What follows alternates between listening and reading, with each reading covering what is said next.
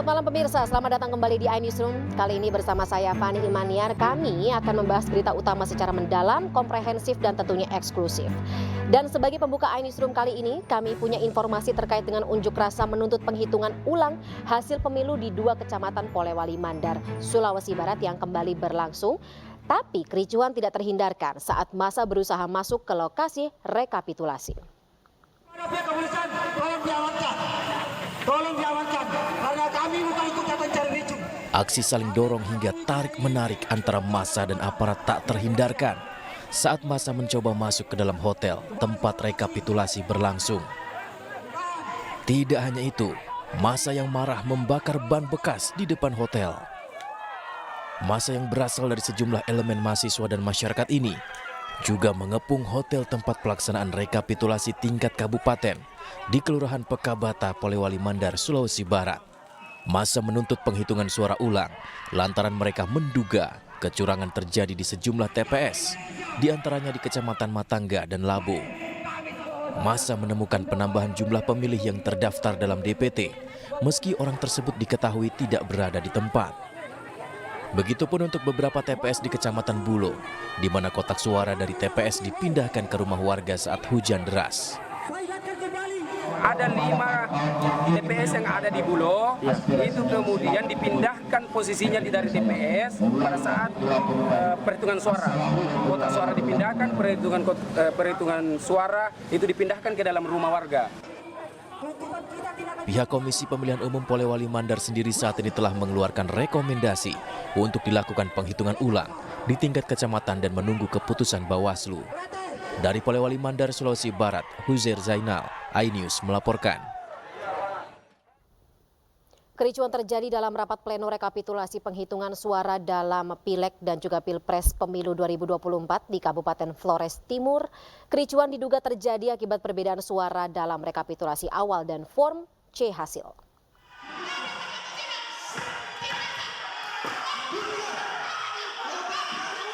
Kericuhan terjadi dalam rapat pleno rekapitulasi penghitungan suara dalam Pileg dan Pilpres Pemilu di Kabupaten Flores Timur. Kejadian bermula saat saksi partai politik secara bergantian memberikan interupsi terhadap hasil pleno yang dipaparkan oleh PPK dari Kecamatan Wotanulu Muando.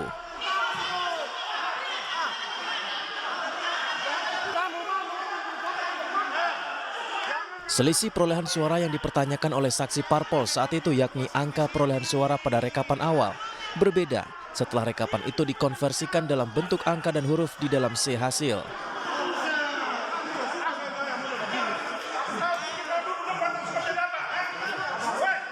Aparat keamanan dari Polres Flores Timur dan Kodim 1624 Flores Timur yang berjaga di lokasi pleno langsung mengamankan komisioner KPU dan mencoba menenangkan situasi yang memanas.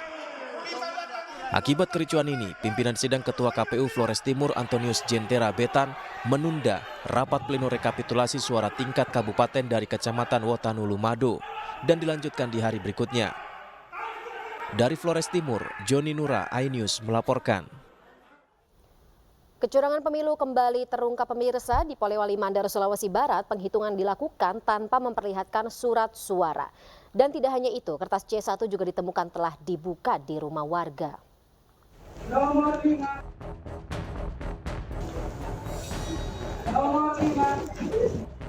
Rekapitulasi suara di Kecamatan Matangga, Polewali Mandar diduga menyalahi aturan. Penghitungan dilakukan di tempat yang minim cahaya. Tidak hanya itu, penghitungan diduga dilakukan tanpa saksi sejumlah partai politik. KPPS juga hanya menyebut nomor urut tanpa penyebutan nama partai.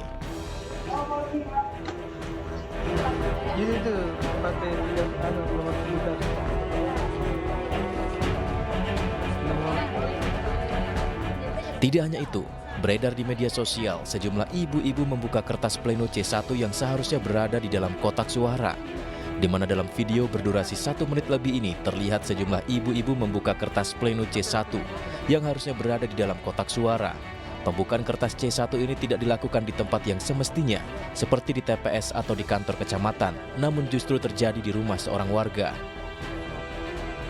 Saya kalau melihat video kan tentu saya tidak berwenang sepenuhnya untuk menilai video itu betul atau tidak. Tentu kalau ini laporan pasti saya akan klarifikasi ke bawah, ke KPPS-nya, ke PPS-nya, ke PTPS-nya, ke Panwascamnya. Apa sih sebenarnya yang terjadi di tempat itu? Apakah memang tidak ada saksi? Apakah memang tidak ada warga? Apakah tidak ada PTPS di situ? Bagaimana karena sampai saat ini dari Panwascam itu saya tidak menerima laporan. Saat ini Bawaslu masih mendalami dan menyelidiki kasus pelanggaran tersebut karena dinilai cacat prosedur pelaksanaan pemilu. Dari Polewali Mandar, Sulawesi Barat, Buzair Zainal, iNews melaporkan. Kita beralih ke informasi lainnya pemirsa, Presiden Joko Widodo bersama jajarannya memantau bagaimana progres pembangunan di IKN. Salah satu yang didatangi Presiden adalah kawasan inti pusat pemerintahan. Presiden Joko Widodo didampingi oleh Menteri Perdagangan Zulkifli Hasan, Menteri BUMN Erick Thohir, Menteri ATR BPN Agus Harimurti Yudhoyono, dan Ridwan Kamil melakukan pemantauan terhadap progres atau perkembangan di Ibu Kota Nusantara, salah satunya pembangunan Istana Presiden. Kawasan inti pusat pemerintahan di Ibu Kota baru ini dikelilingi oleh hutan kota dan jalur hijau yang dibangun di area seluas 100 hektar. Pembangunan Istana Presiden ini dibarengi dengan pembangunan gedung pemerintahan lainnya di IKN, di mana Presiden mengatakan pembangunan akan selesai sesuai dengan target.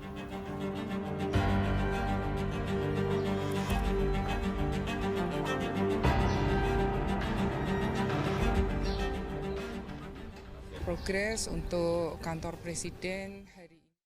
Ya, saya ke sini salah satunya untuk memastikan bahwa tower untuk ASN kita, untuk Hankam itu bisa selesai dengan tepat waktu.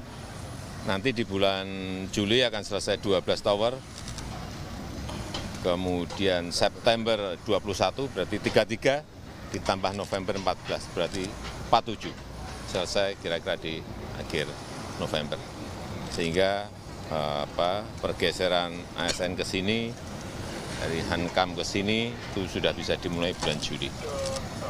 Pelan-pelan, ini kerja masih jangka panjang, tapi harus dimulai.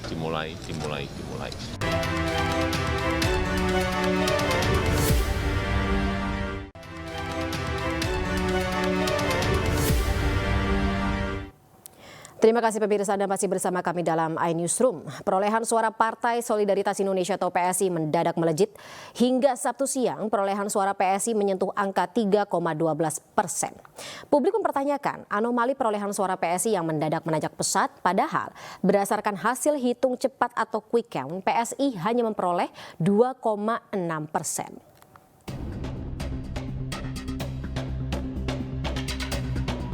Perolehan suara Partai Solidaritas Indonesia mendadak melejit.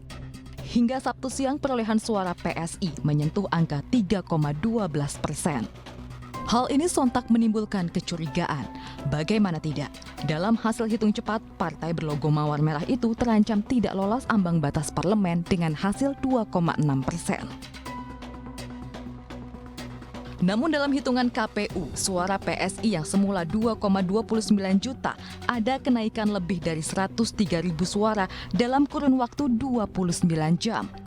Kini, perolehan suara PSI menyentuh 2,39 juta suara atau 3,12%. Pengamat politik dan juga Direktur Eksekutif Indikator Politik Burhanuddin Muhtadi turut mengkritisi anomali perolehan suara PSI yang melesat, melebihi hasil hitung cepat sejumlah lembaga survei. Melalui cuitan di akun X, Burhan berpesan kepada PSI untuk menerima lapang dada ketimbang berhasil lolos ke parlemen, namun menimbulkan delegitimasi terhadap hasil pemilu 2024. Anomali tidak hanya terjadi pada suara PSI, tetapi juga Partai Gelora. Baik PSI dan Gelora, keduanya merupakan partai koalisi pengusung Capres-Cawapres nomor urut 2, Prabowo Subianto dan Gibran Rakabuming Raka.